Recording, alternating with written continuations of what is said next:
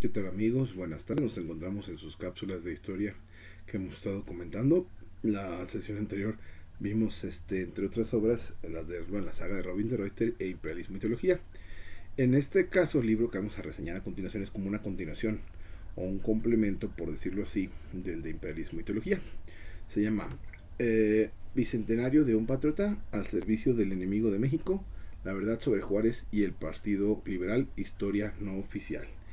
Es muy interesante este libro, el autor es Luis Reed Torres, por el hecho de que nos menciona muchas cosas, ¿no? Desgraciadamente tenemos aquí una idea de que de que Juárez y su grupo pues que lucharon contra los conservadores y contra los invasores franceses, pues fueron realmente los héroes o los nacionalistas, ya que defendieron al país de la invasión extranjera y nos sacaron del yugo francés, etcétera. Sin embargo, lo que no se sabe o poco se comenta o se dice de manera sesgada es como Juárez pues prácticamente hizo lo que los gringos le decían, casi le decían tírate al suelo y ponte como tapete, del tipo lo hacía con tal de que lo reconocieran, y pues fue una situación bastante nefasta, y aunque se derrotó a los franceses, pues el yugo norteamericano no se logró quitar.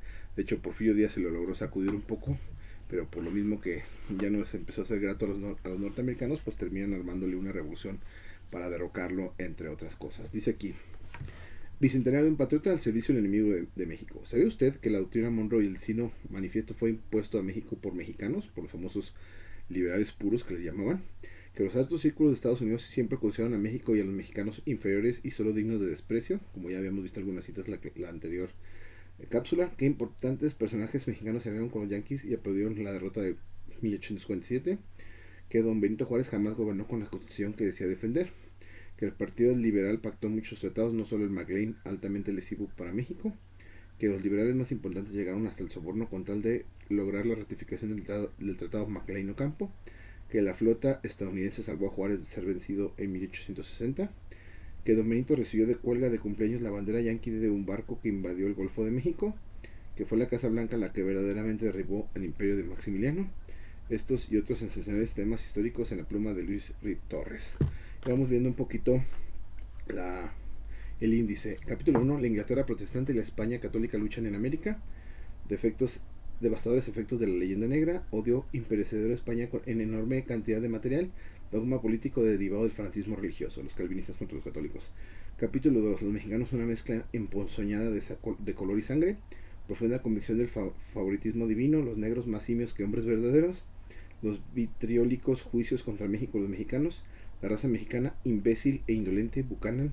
¿Por qué no se realizó una anexión completa? Que gracias a eso nos salvamos, porque nos veían con asco. Si nos hubieran visto como pares, posiblemente se hubieran anexado todo el país, que como les daba asco mezclarse con nosotros, eso de cierta manera nos salvó a que nos completamente nos absorbieran. Capítulo 3: Quinta: columnistas en México impulsan el destino manifiesto. Con el tiempo han de ser nuestros enemigos jurados. Complaciente grupo mexicano tutoreado desde el norte. Tortuosas maniobras para que se perdieran Texas y California.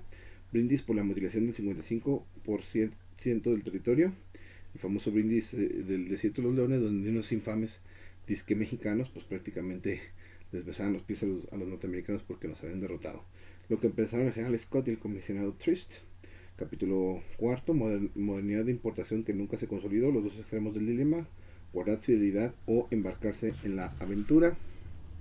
Fatal resultado: naciones históricamente híbridas, camino erizado de dificultades y desatino de los conservadores. Capítulo 5: se llamaban liberales, pero sus imposiciones fueron brutales. Un programa nada grato al puritanismo calvinista. Álvarez, los Pintos y una sublevación inesperada.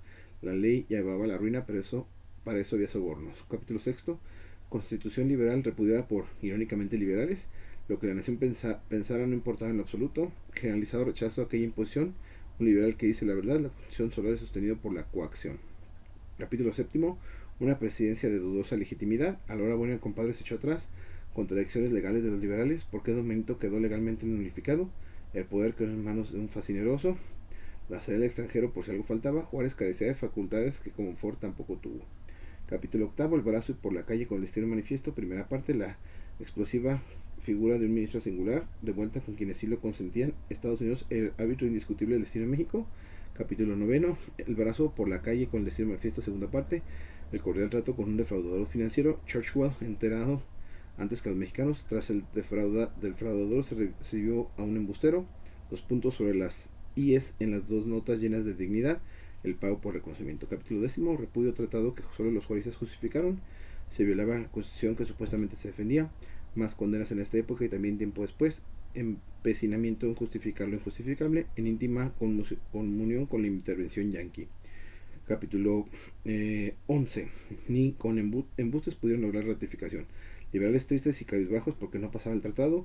Fin de un mito, documento oficial de ratificación. Ni siquiera se acuerdan de quién frustró el tratado. Hay de aquel que hubiese contrariado a don Benito Juárez. Juárez soportaba a todos menos que lo contrariaran en sus ideas. De hecho, por eso pues mató hasta mismos liberales. Capítulo 12. Otros tratados de los que nadie habla. Firman convenios a la menor provocación, que era en verdad el tratado Mon el Monte, incansable para hipotecar el país. Discusión que cayó como un latigazo, el colmo tratado con una empresa fantasma. Ante estos hechos, imposible condenar a los conservadores. El capítulo 13, como un ladrón en la noche, si los yanquis hubiera perdido la guerra, nuestra conducta muy aceptable para Juárez, Cass, sólidas conclusiones de Bulnes y Villaseñor, ferviente gratitud de la mano generosa de Buchanan, el operante monroísmo que engalanaba a don Benito, barras y estrellas como preciada cuelga de cumpleaños. Capítulo 14, el golpe decisivo vino de fuera, con todo y sesión mostraron las fauces, América para los americanos pero del norte. Francia amenazaba nuestra justa influencia. Seward, como poseído, exigía a Matías Romero la doctrina Monroe. Juárez decreta llamar soldados extranjeros.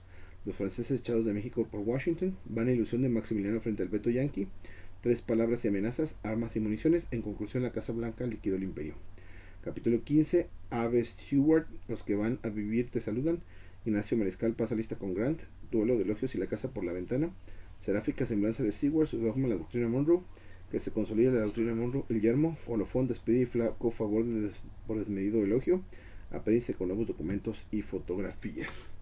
Y bueno, esta obra pues es muy interesante porque desmitifica pues muchas cosas que nosotros creíamos sobre este señor Benito Juárez, que desgraciadamente y en algunas ocasiones, sobre todo el gobierno que actualmente está en el poder en México, pues lo pone como un santo casi inmaculado junto con Lázaro Cárdenas e Hidalgo y varios ahí personajes de ciencia ficción, pues que en realidad si ya se ponen a estudiarlos bien, pues no eran ni tan patrióticos, ni tan buenos, ni hicieron cambios ni transformaciones tan favorables para el país como se cree o como la historia oficial nos quiere dogmatizar o fanatizar con ello, ¿no?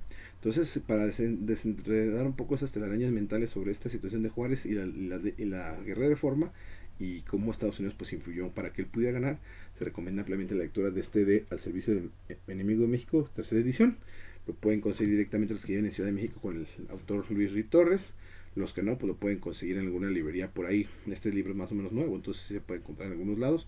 O también, aquí por ejemplo en Guadalajara está la librería Valkyria y por la Valkyria cerca del centro, no sé, esperemos pronto la abran, ahí por el andador de Pedrolosa.